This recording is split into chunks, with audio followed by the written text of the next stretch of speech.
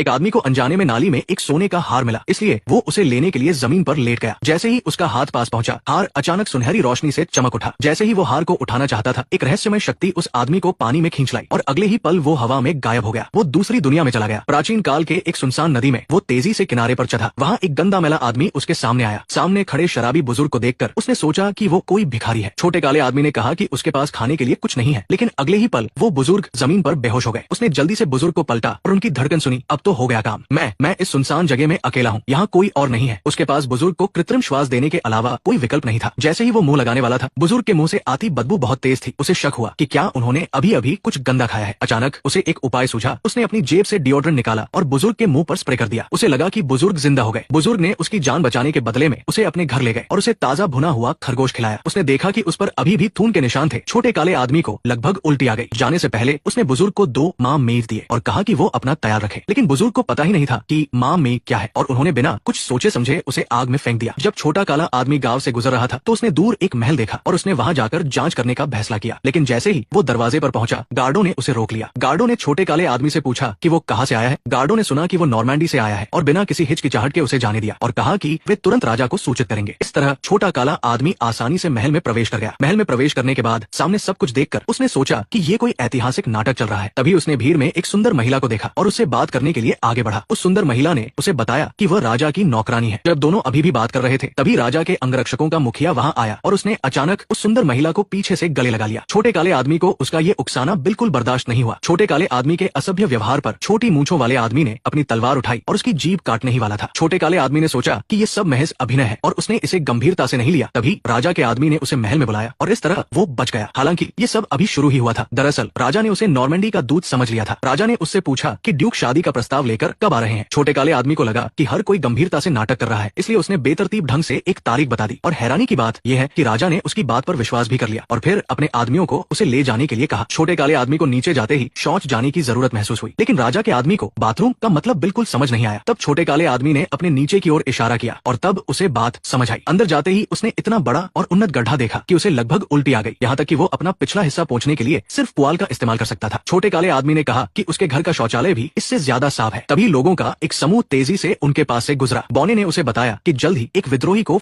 आने वाली है और वो इस रोमांचक प्रदर्शन को देखने से चूकना नहीं चाहता था। जल्द ही विद्रोही को वधस्थल पर लाया गया। पहले उसने जोर से चिल्लाया, भागो। सभी की निगाहें छोटे काले आदमी पर थी। उसने शर्मिंदा होते हुए कहा कि उसका मतलब उनके अभिनय को बाधित करना नहीं था। तभी जल्लाद ने बिना किसी हिचकिचाहट के मंच से लुढ़ककर सीधे छोटे काले आदमी के पैरों के पास आ गिरा। वो हैरान होकर देखने लगा। जब वो उठा तो उसे सुंदर महिला से पता चला कि ये 1328 ईस्वी चल रहा है और उसे एहसास हुआ कि वो 2022 से दूसरी दुनिया में आ